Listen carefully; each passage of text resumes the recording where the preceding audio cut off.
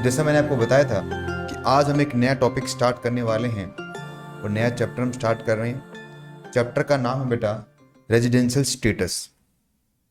Good morning Umesh.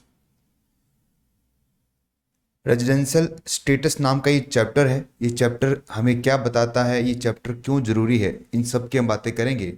पर उससे पहले कुछ बातें सीखते हैं इस चैप्टर के बारे में। लास्ट क्लास में जो हमने चैप्टर 1 कंप्लीट किया था, वो चैप्टर हमें बता रहा था कि सर कौन कौन सी इनकम पर किस तरह से टैक्स लगता है। जब मैं कहूँ आपको टैक्स रेट मैंने आपको समझाए थे, ठीक है। अब जो हम चैप्टर पढ़ने जा रहे हैं, चैप्टर नंबर 2, ये है स्टेटस का। मतलब इनकम को पढ़ने से पहले आपको स्टेटस वाला चैप्टर पढ़ना जरूरी है। यही हमारा सीक्वेंस भी है। चैप्टर नंबर 2 है हमारा ये। और इनकम अगर आपने समझना है कौन सी इनकम पे कितना टैक्स लगेगा, तो उससे पहले आपको रेजिडेंशियल स्टेटस आपको पता होना चाहिए। अब क्वेश्चन ये उठता है कि सर ये रेजिडेंशियल स्टेटस होता क्या है, क्यों जरूरी है हमारे लिए। आइए देखते हैं एक एग्जांपल के थ्रू इसमें इस टॉपिक को आपको समझाना चाहूंगा, और जैसा आपको सही लगे वैसा इसका आंसर देना। और जितने बच्चे भी मुझसे जुड़े हुए हैं, आप प्लीज़ बेटा पहले इस चैप्टर का प्रिंट आउट निकाल लेना, ठीक है। कि ये मत सोचना कि सर अभी अर्ली बर्ड है हमारा, हम बाद में देखेंगे, अभी तो सिर्फ सुन रहे हैं, देख रहे हैं, मजा कर रहे हैं। नहीं बच्चा, क्योंकि ये चाहे अब पढ़ो चाहे बाद में पढ़ो, पढ़ना तो आपको है ही। इसमें पूरा नोट करवाऊंगा आपको, बुक में भी कुछ चीज़ें आपको मैं मार्क करवाऊंगा। तो प्लीज़ आप एक काम कीजिए, 5-7 रुपये लगेंगे, बड़ा ज़्यादा पैसा भी नहीं लगेगा आपका। एक प्रिंट आउट ये चैप्टर नंबर 2 का रखिए आप, ताकि आने वाले 4-5 दिन तक आप इसको समझ सकें और सारे हम क्वेश्चंस कर सकें, ठीक है बच्चों। तो उम्मीद करता हूँ इतनी सी बात मेरी आप मानोगे। प्रिंट आउट इस चैप्टर का आप लेके रखेंगे पहले से ही। चलिए बढ़ते हैं आगे। चैप्टर की जरूरत क्यों है, इसकी बात हम कर रहे थे। इस चैप्टर की जरूरत क्यों है। अभी चैप्टर को भूल जाओ बेटा, हम नॉर्मल बात करते हैं। मान लीजिए ये है मिस्टर विराट, विराट कोहली, ठीक है। अब आपको पता है विराट कोहली एक इंडिया का क्रिकेटर है, इंडियन कैप्टन है बेटा।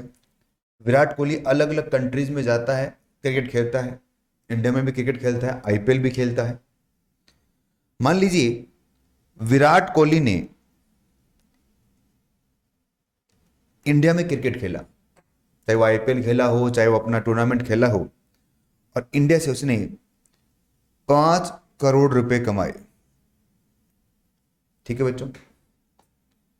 विराट कोहली ऑस्ट्रेलिया गया, वहां से भी उसने क्रिकेट खेला, और वहां पर उसने कुछ एड वैड भी किया, और 2 करोड़ की इनकम उसको ऑस्ट्रेलिया से हो गई। विराट कोहली मान लेते हैं यूके गया, वहां भी क्रिकेट खेला, वहां भी कोई एड वेड किया, और वहां से भी उसने 3 करोड़ की इनकम अर्न कर ली।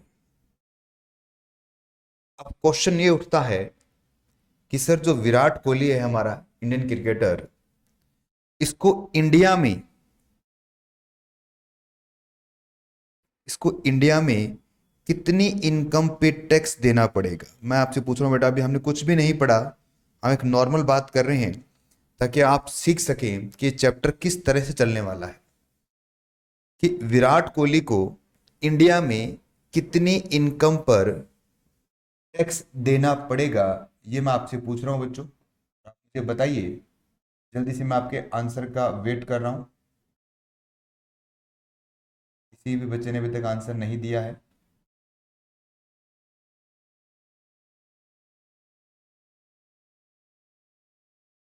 एकलव्य कहते हैं सिर्फ 5 करोड़ पर इनको टैक्स देना पड़ेगा। विनय ने भी कहा सर ये 5 करोड़। रिया कह रही है 10 करोड़। युवराज ने कहा सर 5 करोड़।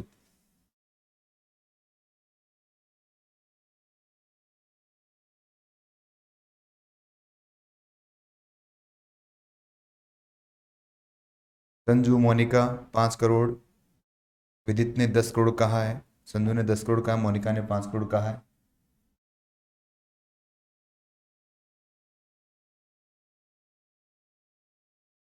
चलिए, जो भी आपका आंसर अपने पास रखिए बेटा, मैं नहीं बताऊंगा सही है गलत है। अब इसको मैं चेंज करता हूं। चेंज का मतलब मैं थोड़ा इसको चेंज करता हूं। मान लीजिए विराट कोहली की जगह यहां पर जो दूसरा क्रिकेटर है वो था स्मिथ। स्मिथ का तो नाम सुना ही सबने, एक ऑस्ट्रेलिया के बहुत बढ़िया क्रिकेटर है बेटा स्मिथ, मेरा फेवरेट भी है, अच्छा खेलता है क्रिकेट ये ऑस्ट्रेलिया के क्रिकेटर हैं। मान लो विराट कोहली की जगह स्मिथ होते, तो अब बताओ बच्चा, स्मिथ को इंडिया में कितनी इनकम पे टैक्स देना पड़ता। अब स्मिथ को पहले आपने कहा विराट कोहली को कितना देना पड़ेगा, किसी बच्चे ने 10 करोड़ कहा, कुछ बच्चों ने 5 करोड़ कहा। अब मैं कहता हूं मिस्टर स्मिथ जो हैं उनको इंडिया में कितनी इनकम पे टैक्स देना पड़ेगा। लगभग हर बच्चे का आंसर 5 करोड़ रुपए ही आ रहा है, 5 करोड़। हर बच्चे का आंसर 5 करोड़ आ रहा है। अब आप एक बार छोड़ दीजिए इस चीज को कि हमने ये क्या पढ़ा कैसे पढ़ा, अब समझिए ये टॉपिक है क्या। देखिए, चाहे विराट कोहली हो, चाहे स्मिथ हो, चाहे कोई भी हो, उसको इंडिया में कितनी इनकम पे टैक्स देना है ये उसके स्टेटस के हिसाब से चेक किया जाएगा। स्टेटस मतलब कि साहब विराट कोहली का या स्मिथ का या कोई भी पर्सन जो इंडिया से इनकम कमा रहा है उसका रेजिडेंशियल स्टेटस क्या है। अगर वो इंडिया का रेजिडेंट है according to income tax act, मैं सिटीजन की बात नहीं कर रहा बच्चों, आप ये मत सोचना सिटीजन बोल रहा हूं मैं। विराट कोहली तो सिटीजन है इसलिए आपको नाम से ठीक है, स्मिथ आपका बाहर का है इसलिए आपने नाम से बता दिया। अब आपको इनकम टैक्स में पढ़ना है। इनकम टैक्स कभी भी सिटीजनशिप की बात ही नहीं करता, वो कहता है कि भाई साहब आप चाहे इंडिया में जन्मे हो चाहे इंडिया से बाहर जन्मे हो, मुझे इससे मतलब नहीं है। यदि हमारे इनकम टैक्स के हिसाब से, इनकम टैक्स के हिसाब से यदि आप रेजिडेंट हैं, इंडिया के रेजिडेंट है, तो आपकी सभी इनकम चाहे आप इंडिया से कमाओ चाहे इंडिया के बाहर से कमाओ, उन पर इंडिया में टैक्स देना पड़ जाएगा। फिर सुनो ध्यान से मैंने क्या बोला। इनकम टैक्स, इंडिया के इनकम टैक्स के हिसाब से अगर आपने किसी इनकम को इंडिया में कमाया है, आप एक रेजिडेंट है, तो इंडिया में कमाओ चाहे इंडिया के बाहर कोई इनकम कमाओ, इस सारी इनकम पे आपको टैक्स देना पड़ेगा। कहां पर? इंडिया में। अगर मान लीजिए विराट कोहली इनकम टैक्स के हिसाब से रेजिडेंट है, अगर विराट कोहली इनकम टैक्स के हिसाब से रेजिडेंट है, तो विराट कोहली को पूरी इनकम, जितनी भी इनकम है, इस पे इंडिया पे टैक्स देना पड़ेगा। अगर स्मिथ इनकम टैक्स के हिसाब से रेजिडेंट है, तो भी स्मिथ को भी क्या करना पड़ेगा बेटा, पूरी इनकम पे टैक्स देना पड़ेगा, चाहे वो कहीं कितने भी पैसा कमाए चाहे कहीं से भी कमाए। परंतु यदि स्मिथ एक नॉन रेजिडेंट है इनकम टैक्स के हिसाब से, तो स्मिथ को केवल उसी इनकम पे टैक्स देना पड़ेगा जितने उसने इंडिया से कमाई है। बहुत ही सीधा और सिंपल फॉर्मूला है बेटा।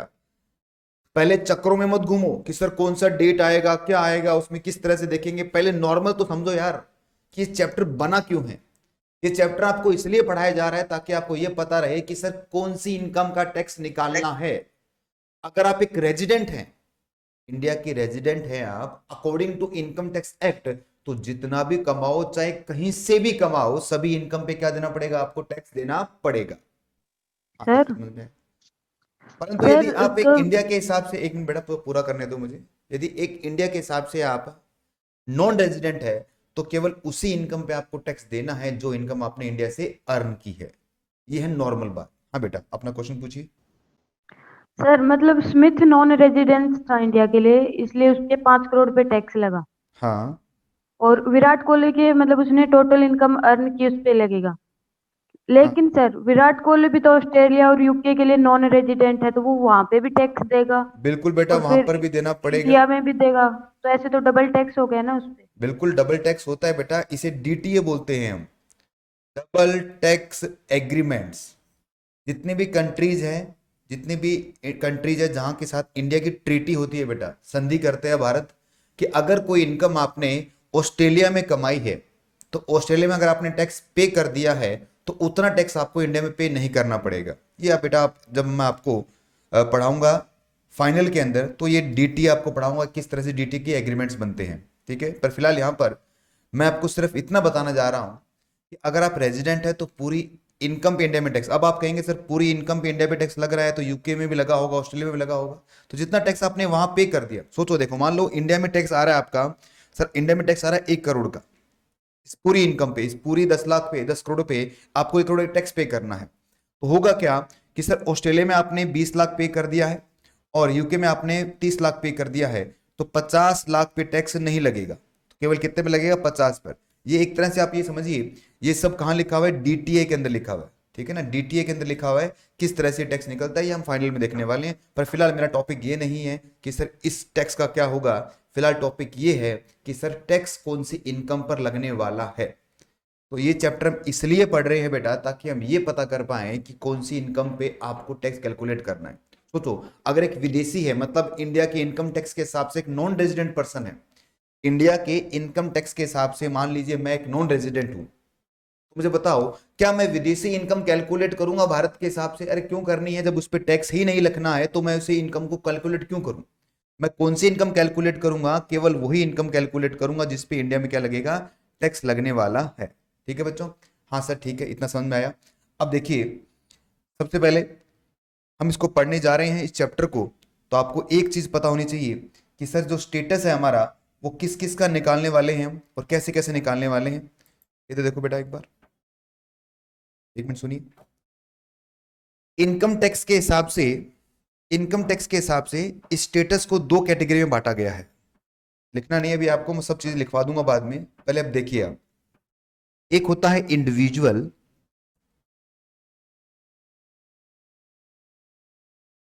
और एचयूएफ, ठीक है, और दूसरा है बेटा इसके अलावा अदर, अदर एसएससी,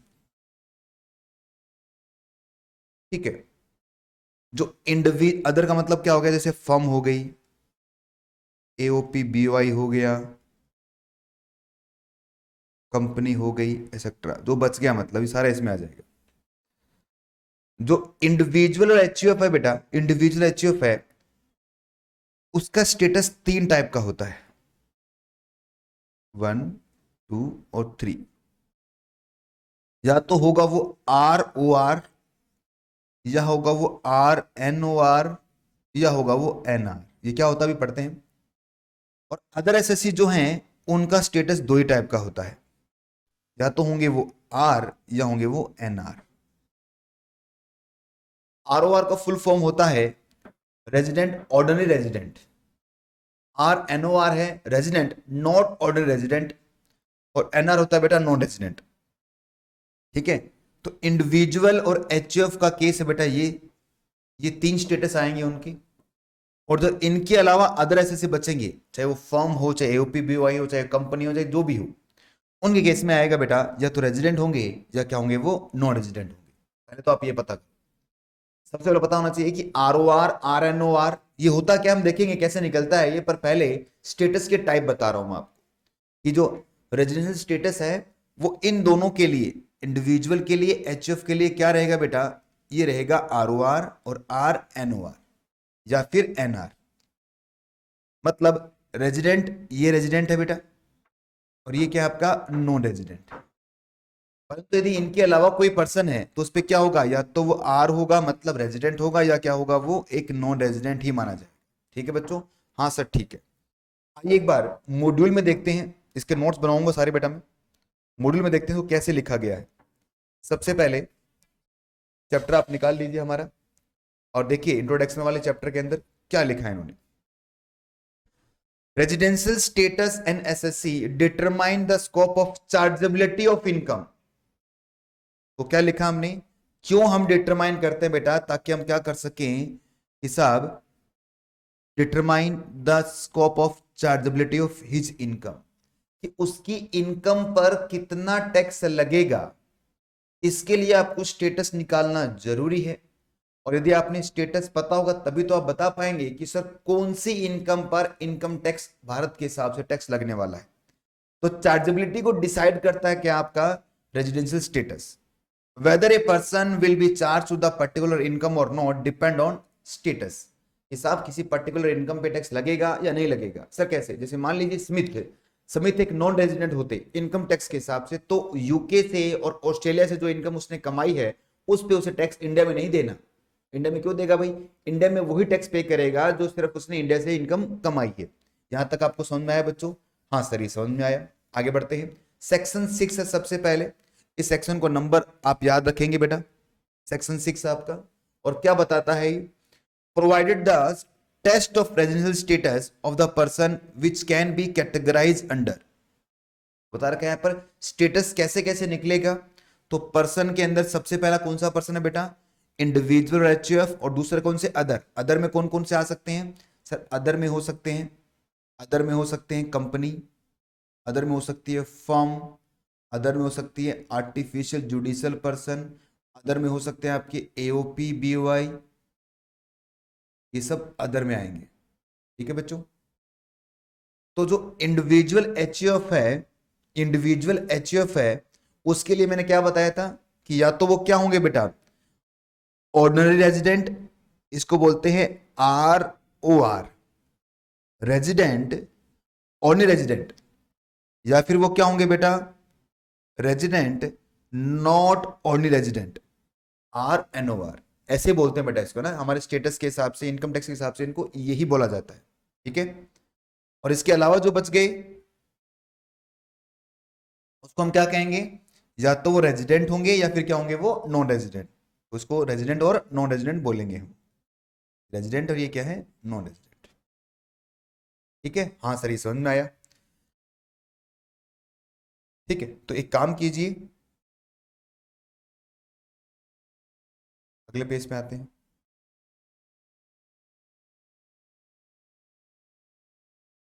कुछ जनरल पॉइंट्स आपको स्टेटस के बारे में पता होना चाहिए, कुछ जनरल पॉइंट्स हैं हमारे। सबसे पहला, difference for each previous year. इसका मतलब समझिए बेटा कि जो स्टेटस है आपका, रेजिडेंशियल स्टेटस है बेटा, वो आपको ईच ईयर में कैलकुलेट करना पड़ेगा। मतलब इनकम टैक्स का जो प्रीवियस ईयर होता है ना बेटा, वैसे हर साल आपको निकालना पड़ेगा।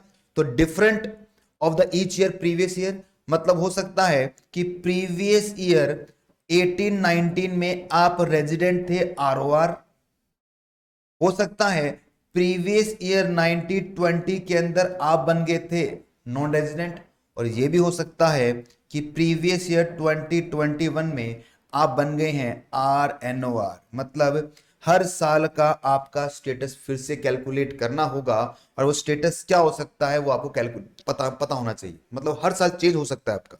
देखते कैसे लिखा हुआ हमारे बुक के अंदर, residential status is determined in respect of each previous year. In other word, residential status of person में वेरी करेगा from one year to the another previous year. एक साल में अगर आप रेजिडेंट है तो जरूरी नहीं है अगले साल भी रेजिडेंट हो आप, हो सकता है अगले साल आप नॉन रेजिडेंट बन जाए, क्योंकि ये हर साल आपको कैलकुलेट करना पड़ेगा। तो पहला पॉइंट आपको ये बता रहा है। सेकंड पॉइंट क्या कहता है, single status for each source of income. मतलब अगर आपने ये स्टेटस डिसाइड कर लिया कि आप रेजिडेंट है या नॉन रेजिडेंट है, उसके बाद में आप चाहे कहीं से भी इनकम कमाओ, चाहे सैलरी से इनकम कमाओ, हाउस प्रॉपर्टी से इनकम कमाओ, कहीं से भी इनकम कमाओ, आपका स्टेटस बदलने वाला नहीं है, वो सेम ही रहने वाला है।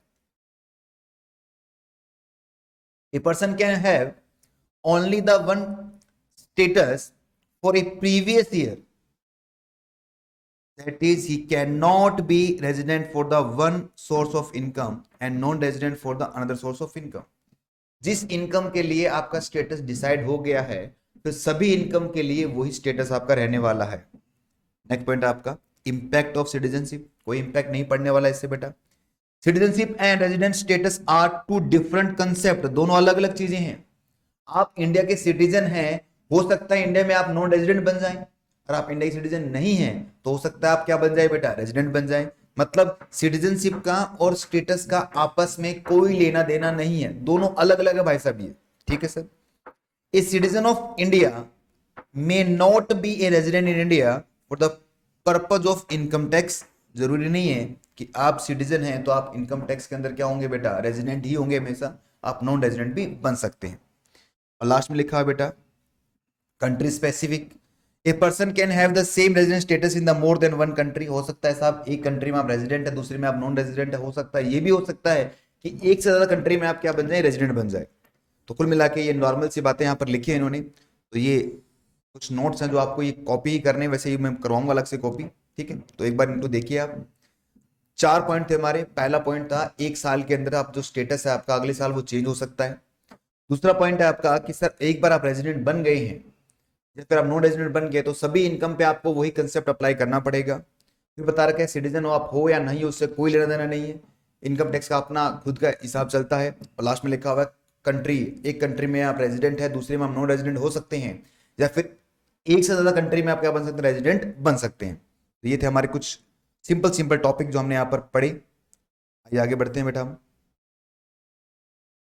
अब डिटरमाइन कैसे किया जाएगा रेजिडेंशियल स्टेटस, उसकी हम बात करने जा रहे हैं बेटा। और उसकी बात करने के लिए आपको सबसे पहले क्या करना पड़ेगा, आपको देखना पड़ेगा इन चीजों को। इधर देखो बेटा, अब 2 मिनट तक बिल्कुल ठंडे दिमाग से देखना, क्योंकि थोड़ा टेढ़ा मेढ़ा चीज है। इधर देखो बेटा, सबसे पहले हम सीख रहे हैं कि एक इंडिविजुअल का स्टेटस कैसे निकलता है।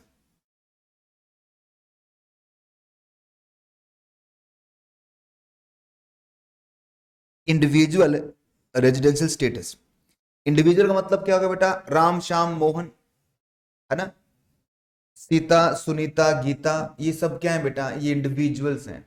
नेचुरल पर्सन जिसको हम कहते हैं, जो जन्म लेते हैं, जो बड़े होते हैं, जो मरते हैं, जिनकी शादी होती है, जिनके बच्चे होते हैं, ये नेचुरल पर्सन है बेटा। तो इन्हें बोलते हैं इंडिविजुअल्स। इनका स्टेटस कैसे निकलेगा, तो स्टेटस निकालने के लिए यहां पर 2 स्टेप आपको फॉलो करने पड़ेंगे, स्टेप नंबर 1 और स्टेप नंबर 2। तो सबसे पहले स्टेप नंबर 1 देखते हैं क्या लिखा है, सुनना ध्यान से, बहुत आसान है, समझ में आ जाएगा आपको। तो इनकम टैक्स एक्ट कहता है कि अगर किसी इंडिविजुअल का स्टेटस निकालना है, किसी भी इंडिविजुअल का, जैसे मेरा निकालना है, आपका निकालना है, या फिर कोई भी पर्सन हमारे इंडिया के अंदर है उसका स्टेटस निकालना है, तो कैसे निकालेंगे हम। ये कहते हैं कि सर अगर वो प्रीवियस ईयर में, ये उसका प्रीवियस ईयर है, अगर कोई इंडिविजुअल प्रीवियस ईयर में 182 डेज और मोर स्टे कर जाए,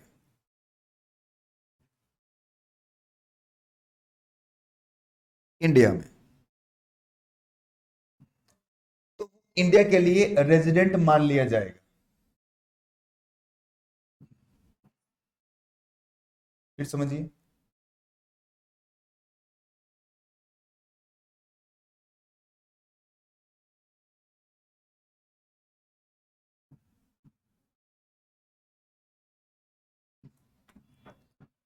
अगर कोई इंडिविजुअल इंडिया में 182 डेज और मोर स्टे कर जाए, तो इंडिया के लिए क्या मान लिया जाएगा बेटा, रेजिडेंट मान लिया जाएगा। ये तो पहली बात है। जैसे मान लीजिए अगर मैं भारत देश के अंदर प्रीवियस ईयर, कौन सा, 1/4/2020 से लेकर 31 मार्च 2021, इसके अंदर इसके अंदर मैं 182 दिन या उससे अधिक रह लेता हूं, तो मैं क्या बन जाऊंगा बेटा, मैं रेजिडेंट बन जाऊंगा। अब रेजिडेंट कौन से वाला, ROR वाला रेजिडेंट हूं या RNO वाला रेजिडेंट हूं, ये मुझे अगले स्टेज में पता चलेगा। मतलब कि सर रेजिडेंट ओनली रेजिडेंट हूं मैं, या रेजिडेंट नॉट ओनली रेजिडेंट हूं, होते तो दोनों रेजिडेंट ही ना बेटा।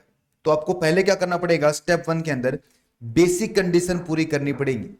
और बेसिक कंडीशन क्या है, पिछले साल, जिस साल का आप स्टेटस निकाल रहे हैं, उस साल कम से कम कितना, 182 दिन या उससे ज्यादा आप इंडिया में रह लिए, तो आप क्या बन जाएंगे बेटा, उसके लिए रेजिडेंट बन जाएंगे। पर लो कहता है, मान लो आप ये कंडीशन पूरी नहीं कर पाते, कौन से वाली, 182 दिन इंडिया में नहीं रह पाते, तो इसके लिए आपको एक दूसरी कंडीशन और दे रहे हैं। या फिर आप प्रीवियस ईयर, ये है प्रीवियस ईयर बेटा, जो हमारा 20 से लेकर स्टार्ट होगा, 21 पे एंड होगा, प्रीवियस ईयर में 60 डेज आप रह गए, ठीक है, और प्रीवियस ईयर के ठीक पीछे वाले 4 साल, 1 2 3 और 4, ये देखो 4 साल, 1 2 3 और 4, इन 4 सालों में आपने 365 डेज और मोर स्टे कर लिया इन इंडिया, तो आप क्या बन जाएंगे, रेजिडेंट बन जाएंगे। मतलब सर, मतलब 2 बातें हैं, पहली बात है या तो आप 182 दिन से ज्यादा इंडिया में रह लो, प्रीवियस ईयर में आप रेजिडेंट बन जाएंगे।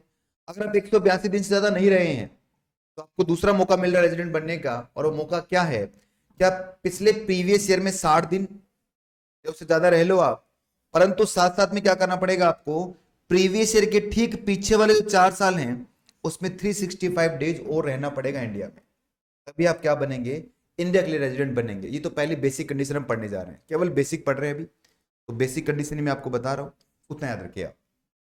आइए इस बेसिक पे क्वेश्चन करते हैं। मुझे बताओ, मैं हूं मिस्टर पवन,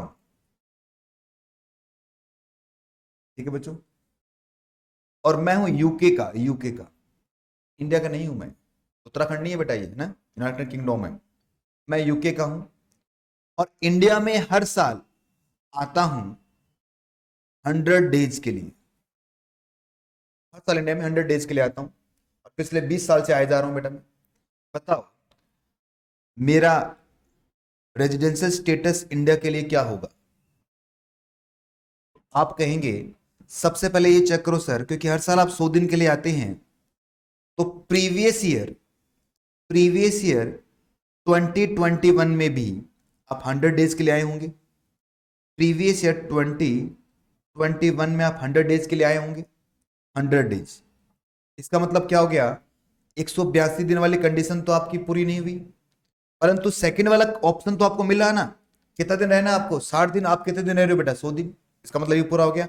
पर जब आप सेकंड वाला ऑप्शन देखते हैं तो साथ में आपको पिछले 4 साल के अंदर, पिछले 4 ईयर में आपको कम से कम 365 डेज भी रहना पड़ता है। मुझे बताओ पिछले 4 साल में मैं कितने दिन रहाऊंगा, क्योंकि हर साल 100 दिन के लिए आता हूं, तो 100 मल्टीप्लाई 4 इक्वल टू कितना होगा, 400 डेज। इसका मतलब मैंने दोनों कंडीशन पूरी कर दी है। कौन कौन सी, मैंने बेसिक और ये वाला ये पूरा कर दिया। अगर मान लो मैं 200 दिन के लिए इंडिया में आता हूं पहले साल, तो मुझे बताओ बेटा फिर तो मुझे ये वाली कंडीशन देखनी ही नहीं है, डायरेक्ट मैं 182 दिन से ऊपर इंडिया में रह लिया हूं, तो इसका मतलब क्या हो गया, रेजिडेंट बन गया। तो कुल मिला के साहब सिंपल सी बात है, और बात है कितनी सी, बस बात इतनी सी है कि अगर आप भारत में 182 दिन से ऊपर रह लेते हैं प्रीवियस ईयर में, तो आप भारत के लिए रेजिडेंट बन जाएंगे। यदि आप 182 दिन से ऊपर के लिए नहीं रहे, तो आपको एक रास्ता और बताते हैं हम कि कम से कम 60 दिन इंडिया में रह लो आप प्रीवियस ईयर में, उसके पीछे वाले 4 साल में कम से कम कितना, आपको 365 डेज रहना पड़ेगा, तो आप क्या बन जाएंगे, रेजिडेंट बन जाएंगे। उम्मीद करता हूँ ये आसान सी बात आपको समझ में आई होगी। हमारी बुक में इसको सर कैसे लिखा। हाँ जी बच्चा बोलिए।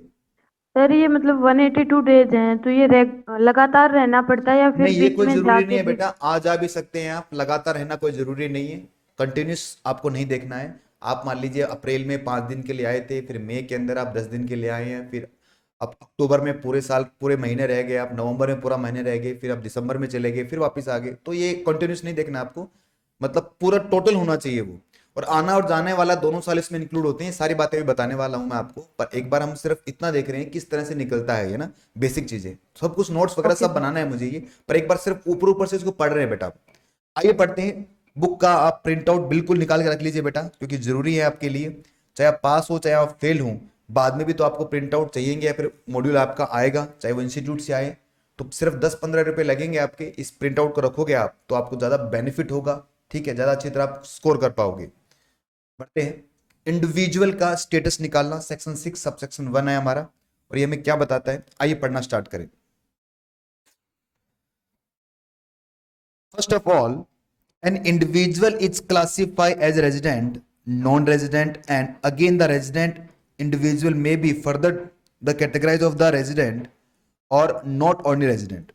बता रखा है कि सर जो इंडिविजुअल है उसे आप 3 भागों में क्लासिफाई करते हैं। सबसे पहले तो ये देखते हैं आप वो रेजिडेंट है या नॉन रेजिडेंट है। अगर वो रेजिडेंट है तो रेजिडेंट भी कौन से वाला, इसमें भी 2 ऑप्शन आपके पास, या तो बनेगा वो ROR ऑर्डिनरी रेजिडेंट, जब बनेगा वो RNOR नॉट ऑर्डिनरी रेजिडेंट। ठीक है बच्चों, तो ये ROR कैसे बनता है, मतलब रेजिडेंट कब बनेगा, ये रेजिडेंट बनेगा तभी तो हम चेक करेंगे कि ROR वाला है RNOR वाला है।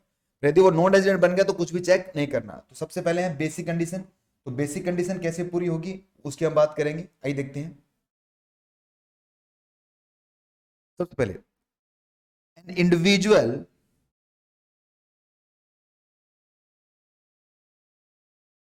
An individual is said to be resident in India if satisfy any one of the following condition. Any one of following condition, कोई भी एक आपको पूरा करना पड़ेगा. पहली कौन सी है? He is in India in the previous year for a period of 182 days or more. Previous year में आपको कितने दिन रहने, कम से कम 182 दिन या उससे ज्यादा. और का साइन है बच्चों, और का साइन. इसका मतलब क्या हो गया, इसमें और इसमें दोनों में से कोई एक कंडीशन पूरी करनी है. दूसरी कंडीशन क्या है? He is in India for a period of 60 days और more the previous year and for 365 days और मोर during 4 previous year immediately preceding the relevant previous year. Relevant previous year के इमीडिएटली प्रीसीडिंग, जो मैंने आपको diagram में बना के दिया वो वाली बात चल रही है बेटा. ठीक है सर? हाँ सर. तो टेक्स्ट पॉइंट क्या है? Given condition are alternative in nature, SSC need to satisfy any one of condition. दोनों में से कोई एक कंडीशन वो सेटिस्फाई करेगा. ठीक है? हाँ सर. ठीक है. तो अगर आपको ये समझ में आ गया है तो आपके सामने जो इलस्ट्रेशन 1 आपको नजर आ रहा है बच्चों, इस इलस्ट्रेशन 1 को आपको ही करना है. बड़ा कर देता हूं इसको ताकि आपको अच्छी तरह दिखे, और बड़ा कर देता हूं. इलस्ट्रेशन 1 आपको पढ़ना है, इलस्ट्रेशन 1, और इसका आंसर मुझे बताना है.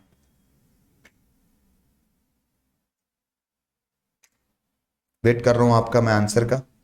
आराम से पढ़िए खुद से और फिर मुझे इसका आंसर बताइए.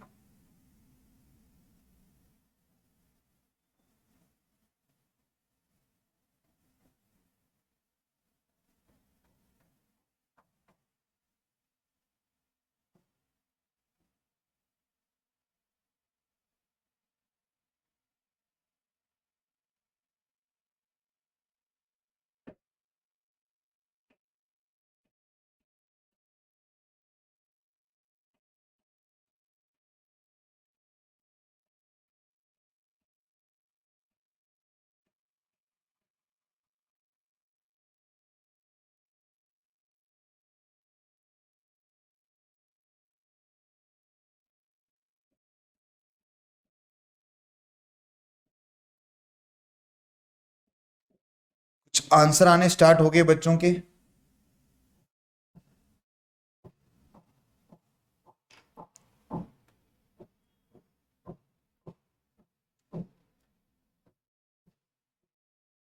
चलिए पढ़ते हैं क्वेश्चन को. मिस्टर सैम है, came to India first time during the previous year 1920. पहली बार आ रहे हैं बेटा 1920. इसका मतलब क्या हो गया, इससे पहले इनकी कोई ट्रैवल हिस्ट्री नहीं है. पहली बार 1920 में वो इंडिया में आ रहे हैं. Okay. During the previous year stay India 50 days, second में 182 days, सॉरी 83 days, और थ्री में 153 days. बताओ भाई, बिल्कुल सिंपल तरीके से बताना बेटा, समझना इसको. इस तरह अगर पहला कंडीशन में देखूं तो प्रीवियस ईयर में भाई साहब कितने दिन रहे हैं? प्रीवियस ईयर में रहे हैं 53 days. तो 182 days वाली कंडीशन तो पूरी नहीं हो रही. क्या 60 days वाली पूरी हो रही है क्या? वो भी पूरी नहीं हो रही. चलो एक मिनट, 50 days है बेटा, सॉरी 50 days है, 50 days, 50 है ना. तो सेकंड वाली भी पूरी नहीं हो रही. इसका मतलब पहले केस में ये क्या है? नॉन रेजिडेंट है, क्योंकि जो बेसिक कंडीशन पूरी नहीं करता वो क्या बन जाता है? Non resident. ठीक है सर. दूसरा केस क्या है बेटा? दूसरा केस में 183 days है. आइए चेक करते हैं दूसरे केस के अंदर. तो प्रीवियस ईयर में कितने दिन रह लिया ये? 183 days. तो 183 days में ये प्रीवियस ईयर में रह चुका है. तो कैसे इसको देखें? बताओ बताओ कैसे करें, मुझे बताओ. क्या इसने 182 days वाली कंडीशन पूरी कर दी क्या? यस सर पूरी कर दी है. इसका मतलब ये क्या बन गया है? रेजिडेंट बन गया. ओके. थर्ड केस में क्या है बेटा? थर्ड केस में लिखा है इसने वो 153 days है. तो अगर थर्ड केस को देखें, ध्यान से देखना बेटा, ये थोड़ा अलग था. थर्ड केस में बताओ प्रीवियस ईयर में कितने दिन है?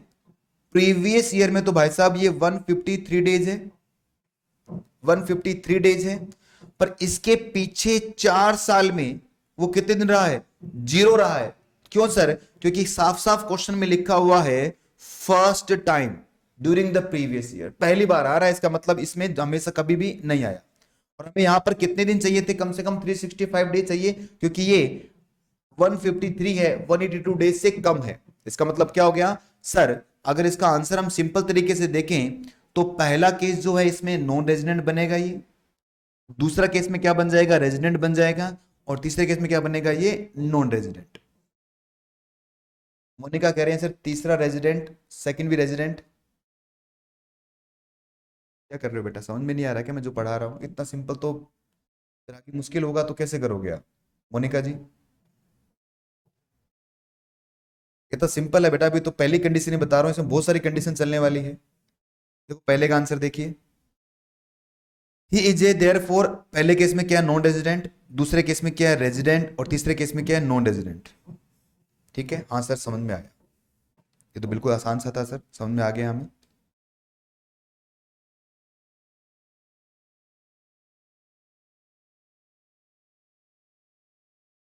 चलिए आगे बढ़ते हैं, अगले क्वेश्चन पे चलते हैं बेटा। इलस्ट्रेशन नंबर 2, इलस्ट्रेशन नंबर 2 फिर से कीजिए आप, मैं फिर टाइम देता हूँ करने का।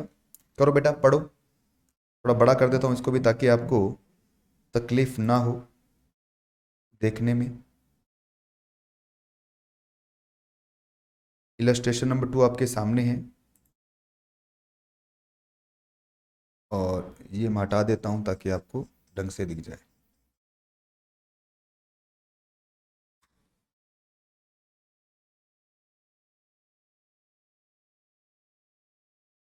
देखिए भाई इलस्ट्रेशन नंबर 2 देखिए,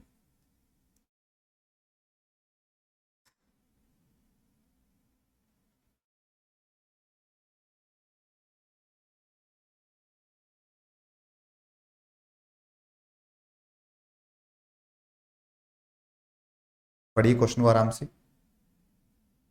और फिर इसको आगे बढ़ाएंगे हम।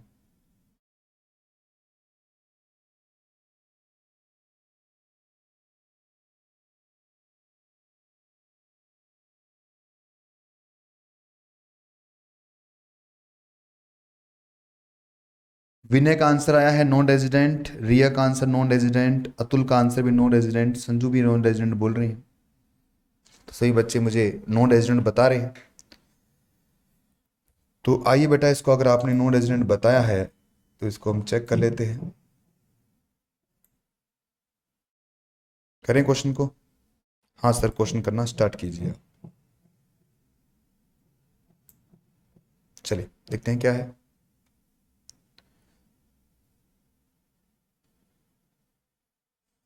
इलस्ट्रेशन नंबर 2, एंडी एक ब्रिटिश नेशन के हैं, मतलब इंडिया के नहीं है, come to India for the first time during the 1516, मतलब 1516 से आ रहा भाई साहब ये, ड्यूरिंग द फाइनेंशियल ईयर 1516, 1617, 1718 और 1819 और 1920 इंडिया में 55, 60, 80, 160 और 70 दिन रुका है।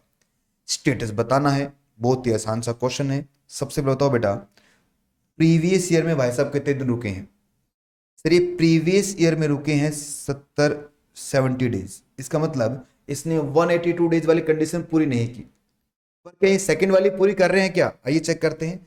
क्या प्रीवियस ईयर में 60 दिन से ऊपर है क्या, यस सर 60 दिन से ऊपर है, 70 दिन है। तो अब चेक करना पड़ेगा इसके पीछे के जो 4 साल हैं, इन 4 सालों में वो 365 डेज आ रहा है नहीं आ रहा। आइए चेक करते हैं बेटा, 15-16 में कितने दिन है वो, 55 डेज, फिर 60 डेज, फिर 80 डेज, और फिर 160 डेज। बताओ भाई, अगर मैं इनका टोटल लगाऊं, 55 डेज, 60 डेज, 80 डेज, 160 डेज, तो ये आएगा बेटा 355 डेज। हमें कितने चाहिए थे, 365 डेज चाहिए थे।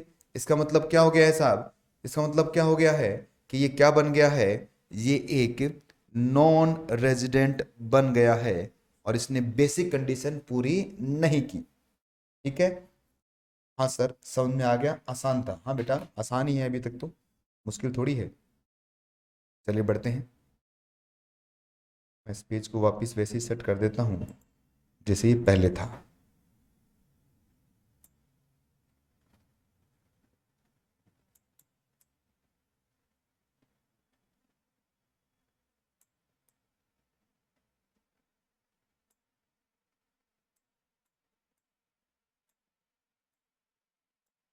चलिए,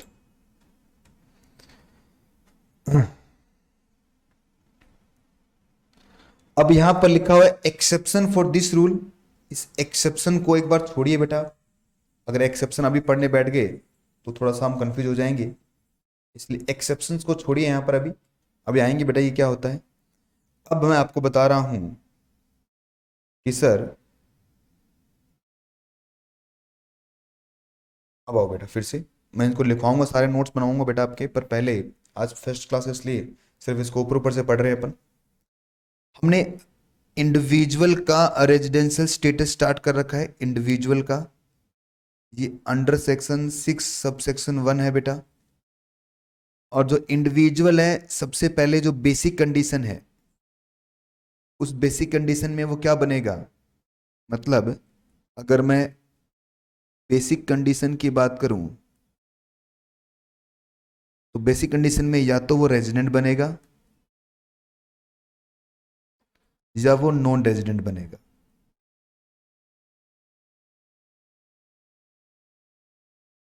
ना, इसको हम बोलते हैं एनआर।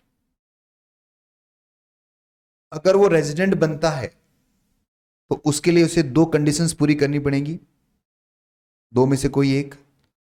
प्रीवियस ईयर में कम से कम कितने, 182 डेज और मोर, मतलब ये स्टे करेगा, स्टे। या फिर दूसरी कंडीशन उन्होंने क्या बोली कि प्रीवियस ईयर में 60 डेज और मोर, प्लस का साइन है बेटा। लास्ट 4 प्रीवियस ईयर में, प्रीसीडिंग प्रीवियस ईयर के अंदर कितना, 365 डेज और मोर।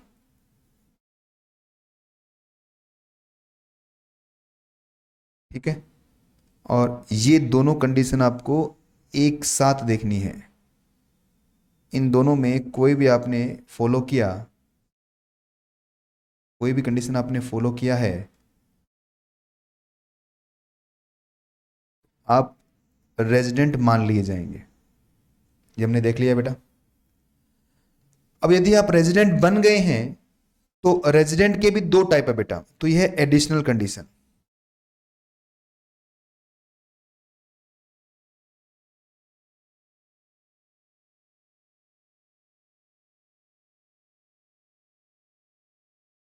स्टेप 2 में आएगी आपकी एडिशनल कंडीशन।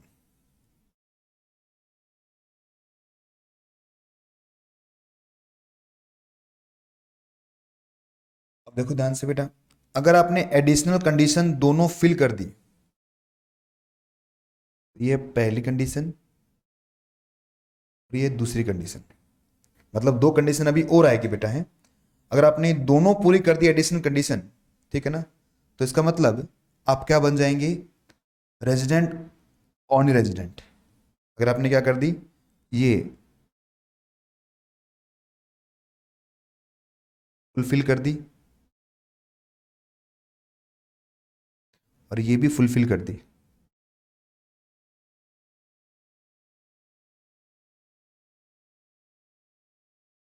तो अब क्या बनेंगे बेटा, आर ओ आर बनेंगे।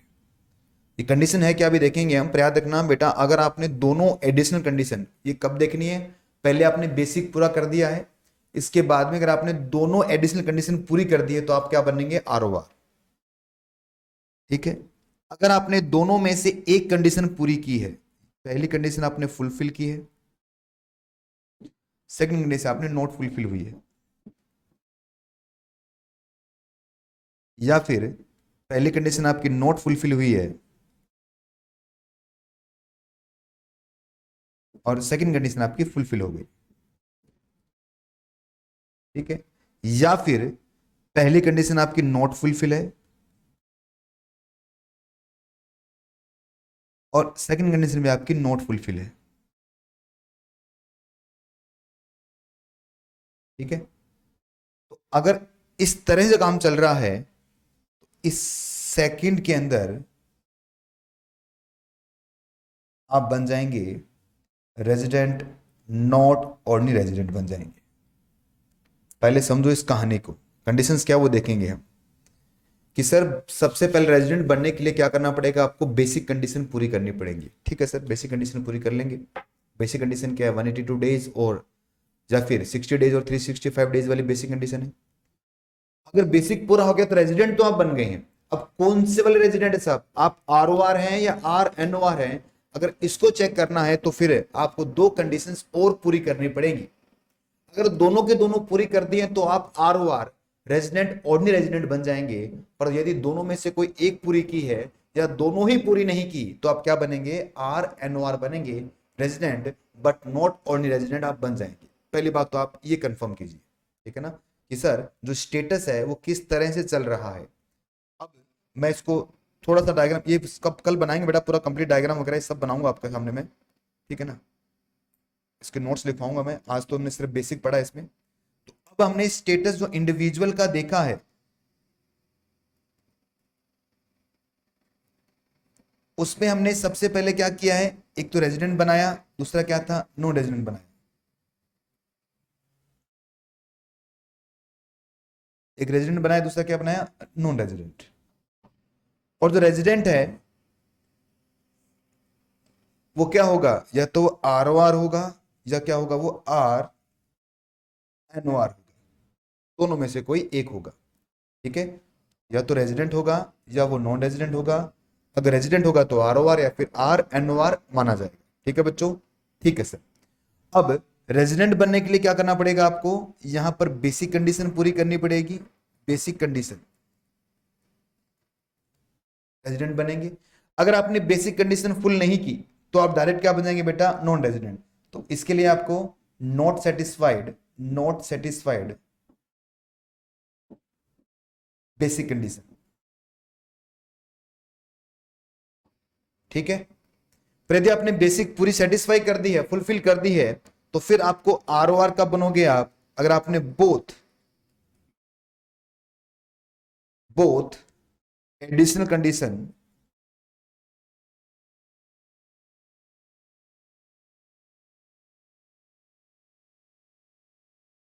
फुलफिल, अगर दोनों के दोनों एडिशनल पूरी कर दिया आपने तो क्या बनेंगे, ROR। अदरवाइज क्या बन जाएंगे बेटा आप, अदरवाइज, अदरवाइज का मतलब क्या हो गया, या तो दोनों में से कोई भी पूरी नहीं की या दोनों में से केवल एक पूरी कर पाए, तो आप क्या बन जाओगे, RNOR। अब क्वेश्चन आपके दिमाग में ये भी चल रहा होगा कि सर इसमें फर्क क्या पड़ता है ROR RNOR में, या फिर ये स्टेटस किस तरह से काम करता है, उसके लिए मैं आपको आगे सिखाऊंगा। पर फिलहाल हमें यहां पर सिर्फ इस बात पे फोकस करना है कि कब ROR बनता है, कब RNOR बनता है और कब NR बनता है। अगर आपने ये एक बार सीख लिया तो फिर कौन सी इनकम किसके हाथ में कितनी टैक्सेबल होगी वो तो हम सीख ही जाएंगे। ठीक है बच्चों, हाँ सर ठीक है। तो इन नोट्स को आप एक बार देख लीजिए बेटा, ठीक है, ये भी लिखवाने हैं। अब आइए बात करते हैं हम एडिशनल कंडीशंस की।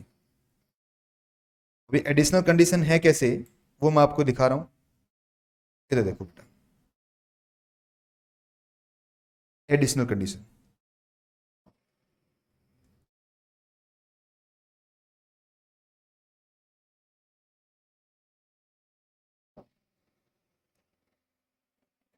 दो एडिशनल कंडीशन है बेटा, फर्स्ट और सेकंड। क्या है कि जिस भी प्रीवियस ईयर का आपको स्टेटस निकालना है, जो भी प्रीवियस ईयर का स्टेटस निकालना है, उसके ठीक सात पीछे वाले प्रीवियस ईयर, 7 प्रीवियस ईयर, उसमें कम से कम आपको इन 7 प्रीवियस ईयर में कम से कम 730 डेज स्टे करना पड़ेगा इंडिया में। कंडीशन फिर से वही है, चाहे आप लगातार रुकिए चाहे आप आते जाते रहिए। पहली एडिशन कंडीशन क्या है कि पिछले 7 साल में कम से कम आपको 730 दिन इंडिया में स्टे करना पड़ेगा। जिस भी प्रीवियस ईयर का आप क्या निकाल रहे हैं, स्टेटस निकाल रहे हैं, उसके ठीक पीछे के 7 साल आपको 730 डेज क्या करना पड़ेगा, स्टे करना पड़ेगा। ठीक है सर। दूसरी एडिशनल कंडीशन क्या है, यहां पर एंड का साइन है बेटा, एंड का मतलब ये दोनों एक साथ पूरी होनी चाहिए और नहीं है। दूसरी है कि जिस भी प्रीवियस ईयर का आप स्टेटस निकालने जा रहे हैं, जिस भी प्रीवियस ईयर का आप स्टेटस निकालने जा रहे हैं, ये प्रीवियस ईयर आपका इसका स्टेटस आप निकालने जा रहे हैं, उसके ठीक पीछे के 10 previous year, 10 preceding previous year, है ना, 10 प्रीसीडिंग प्रीवियस ईयर में कम से कम 2 टाइम, लिखो एटलीस्ट क्या, 2 टाइम आपको क्या बनना पड़ेगा, रेजिडेंट। रेजिडेंट मतलब क्या हो गया बेटा, रेजिडेंट का मतलब क्या हो गया, फुलफिल बेसिक कंडीशन।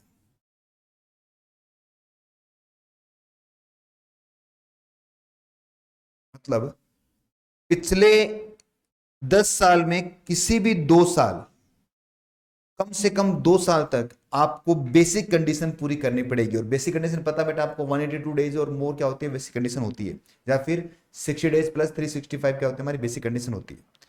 अगर आपने ये दोनों पूरी कर दी हैं, दोनों एडिशनल पूरी कर दी, तो आप क्या बन जाते हैं, नॉन रेजिडेंट। अदरवाइज आप क्या बनेंगे, आर सॉरी, अगर आपने दोनों पूरी कर दी तो आप क्या बन जाएंगे बेटा, ROR। अदरवाइज क्या बनेंगे आप, RNOR। ठीक है बच्चों, हाँ सर ठीक है। अब मेरा जो क्वेश्चन मैंने आपको लिखवाया था, मैं फिर से उसी क्वेश्चन पे आता हूं कि मान लीजिए मिस्टर पवन जो इंडिया में आते हैं हर बार, जो यूके के हैं, यूके के सिटीजन हैं, इंडिया में 100 डेज के लिए आ रहे हैं बेटा, एवरी टाइम।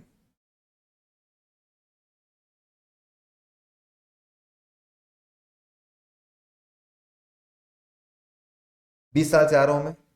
अब मेरा स्टेटस बताइए कि साहब मेरा रेजिडेंशियल स्टेटस क्या होगा, क्या मैं ROR हूं, क्या मैं RNOR हूं, या मैं NR हूं।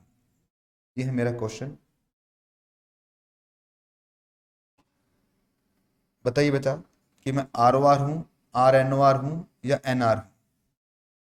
संजू ने कहा सर आप ROR हैं, संजू का आंसर आया है कि सर आप ROR हैं। मोनिका भी कह रही है कि ROR है। युवराज भी, सब बच्चे ROR कह रहे हैं।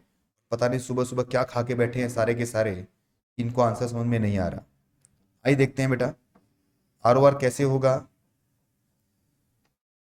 ROR कैसे होगा, चेक करते हैं। सबसे पहले मुझे बेसिक कंडीशन पूरी करनी है मेरे इस क्वेश्चन के हिसाब से।